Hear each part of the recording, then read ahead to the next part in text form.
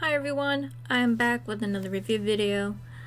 Just want to give a heads up before we get into the video that I hopefully fixed a lot of the recording issues or like background noise and stuff between last video and today.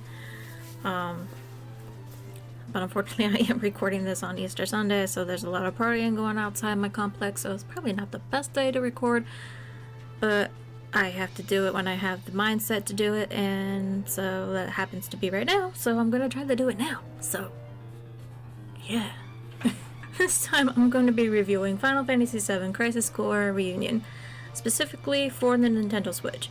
I know this game's been out for a very long time now, but I'm still trying to recover from mental breaks, and it's taken a long time for me to be able to sit down and record this. I've actually had it written for about 2 months now. Couldn't get myself to record it, and I feel okay today. I had a good day, so here we are.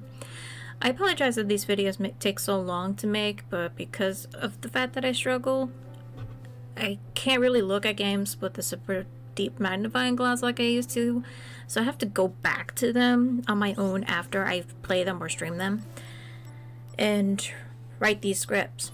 So for some time, these are still probably going to be written like in a podcast type style.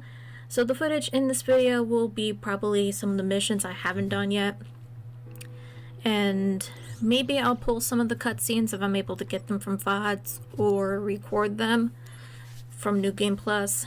And speaking of VODs, I did play this entire game live over on Twitch and have the VOD saved here on the channel, so I'll link the playlist down below. And if you like these videos, please do the YouTube thing, and if you have any tips on how to better these kind of videos in the future, please leave them down in the comment section. I really want to learn how to do these and do them better as I go along.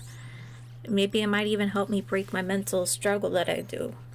But without further ado, it is time to review Crisis Core Reunion, specifically for the Switch. Final Fantasy VII Crisis Core was originally a PSP UMD game released by Square Enix way back in 2007 and is a prequel to the 1997 PS1 game Final Fantasy VII. It's also one of the many prequel games released by Square to kind of wrap up the series that is Final Fantasy VII into a nice little package. This game specifically is set around 7 years or so before the events of the PS1 classic and follows a character named Zack Fair. Zack is a member of Soldier, a militia-like group that is owned by Shinra and aims to become a member of the First Class, an elite group in the Soldier that would kind of be equal to a general in US military. I won't be going into the stories for Crisis Core specifically because I'm going to assume that you're like me and don't know the story of this game. But if you know the story of PS1 Final Fantasy, that, my friends, will be fair game. The reason I'm not going to be going into the story spoilers of Crisis Core is because of one reason and one reason only. Crisis Core was part of a very niche community because it wasn't available to a lot of players when it was released. Crisis Core was only released as a UMD game on the PSP and was never released on digital fronts on the PSP or even on the PS Vita's life cycle. In fact, to this day, it still didn't exist on the Vita at all, and unless you find a UMD drive, and usually in used games, you're not even going to find a copy of Crisis Core originally, at least through legal means. So I'm assuming that you guys did not play Crisis Core? And I don't want to go too far into the story and ruin it, because Crisis Core has an amazing story, and y'all have, or should, experience it on your own. But, like I said, if you play anything Final Fantasy VII at this point, because of how readily accessible it is, that's all fair game, guys. So Reunion is the first time Crisis Core has ever been ported or released since the PSP, and it's not even an actual port. Square Enix gave this game a complete Final Fantasy VII remake treatment, upscaling all of the CGI animated cutscenes, reworking all the models and graphics for the game to match the remake engine, and of course doing some quality of life upgrades as well. In fact, this is the first time I was even fully able to experience the game. I actually did own Crisis Core on my PSP way back in the day, but my UMD drive on my PSP eventually stopped reading any discs and completely fell off the console. So there was no way for me to get the UMD repaired back then, and only could use a PSP for digital games. So since it never released digitally, I never could actually finish this game. It was forever lost to me because of that fact. Eventually, years and years later, I forgot about the game until it was announced during the Final Fantasy event in the middle of 2022 and released in the winter of that year. The only thing I'll tell you regarding the story of Crisis Core Remaster is that Square remastered this game and is using assets of Final Fantasy VII Remake to do it. They did not change the story of anything or any of the story elements, and a lot of these story elements no longer apply to the Final Fantasy VII Remake, which I learned after beating this game. So if you never played the PS1 version of Final Fantasy VII and only played the remake, yeah, you can still play Crisis Core Reunion and understand everything that's happened, but just know that there are some elements in the remake that are not canon to Final Fantasy VII Remake, and that Final Fantasy VII Remake is essentially going to be its own universe, but to what degree we can't really say just yet until the next installment is in our hands at the end of this year, which at the current time is slated for the end of 2023, but who knows if Square is going to push it back for any kind of rework or anything like that, especially because they know how much we love Final Fantasy VII and they really don't want to mess that up. Final Fantasy Crisis Core isn't a typical turn-based JRPG, and it was created to be a hack and slash kind of game, which a lot of RNG attached. That RNG comes in the form of the DMW, or Digital Mind Weight System, which is a slot machine that exists in the top corner of the screen that constantly spins for the entirety of your encounter.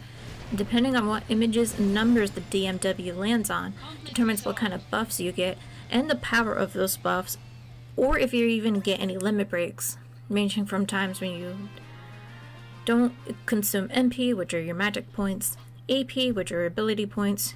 You can gain complete invincibility, you can gain attack boosts, you can use limit breaks, and it even controls your level ups, which require landing on a 777 on the wheel with any of the same 3 characters.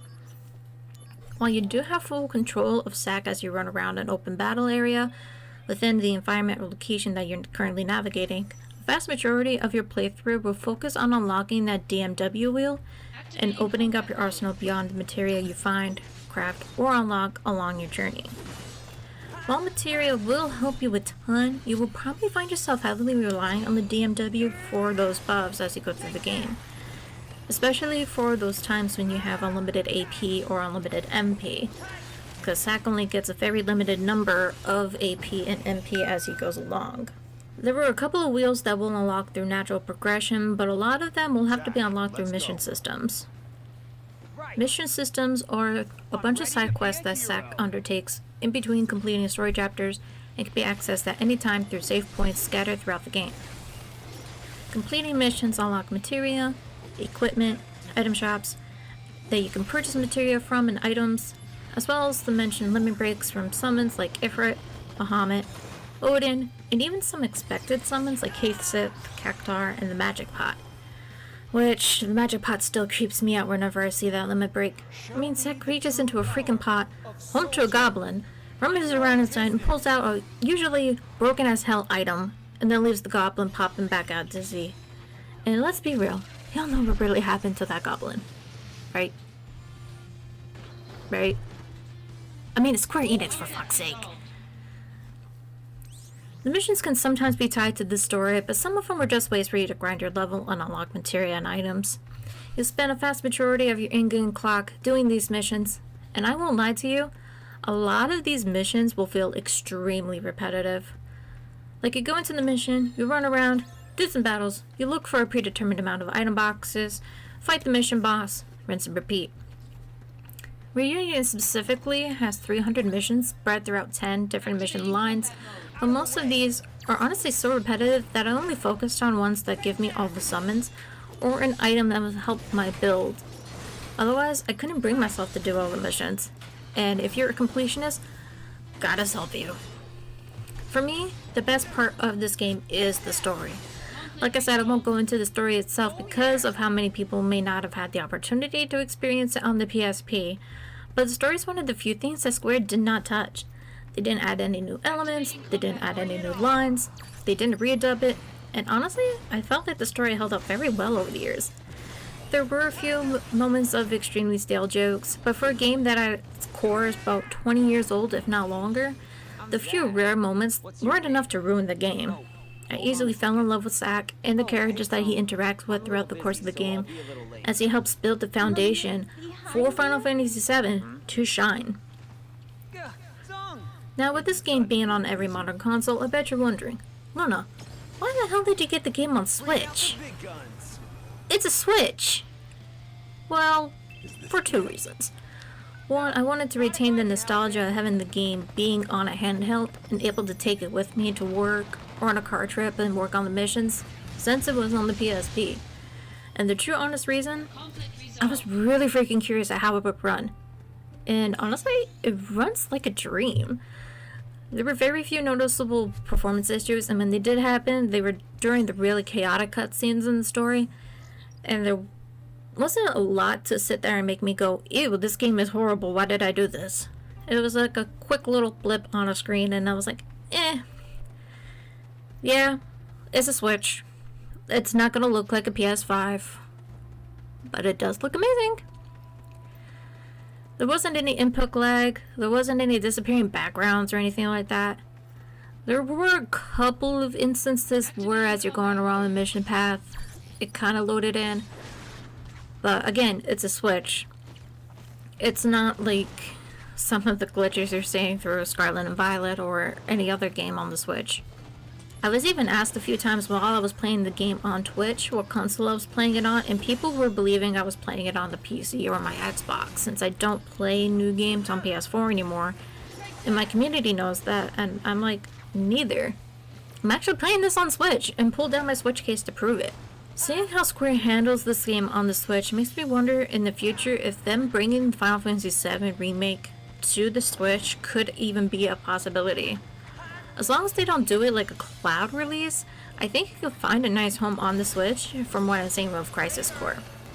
The only restraint I could think of would be the file size, because Final Fantasy VII's Remake file size on PS4 was like 30 to 40 gigs. And I think the Switch can only hold a maximum of 32. So if they did, they would probably go the cloud route like they did Kingdom Hearts.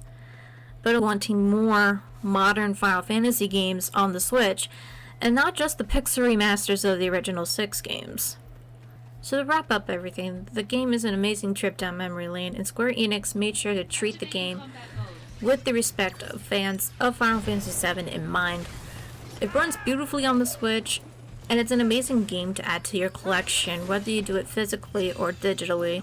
It will be a game I always recommend for the console. Especially because at max it's usually around $40, which is a very reasonable price for this game. Because as much as this game looks, grinding out those 300 missions could be a deal breaker for a lot of people. And my playthrough counter for this game was only about 25 hours. So unless you're willing to spend the time on those missions, this game is not going to take you very long to beat. Thanks again for watching today's video. I'm sorry that these videos are still kind of sporadic, but as I go through and create more of them, hopefully I'll find my way into making these videos. If you have any suggestions for me to play in the future, please leave them in the comments below. I'll gladly check them out and give my initial thoughts of them. Hopefully the next one of these little review videos I'm going to do, it would be a video on Hi-Fi Rush from Bethesda and Tango. So if you like that game and were curious about it, I hope you look forward to that video. I hope to have it ready by the end of April, and I still intend on doing Fire Emblem Engage, but I think I'm going to do a full game review of Engage and just like a little quick thought video on Hi-Fi Rush. So Engage will have to wait until I've actually finished the game, but I'm close. With that, I'm going to head out, have an awesome rest of your day, and hopefully I will see you in the next video or even on a live stream on Twitch.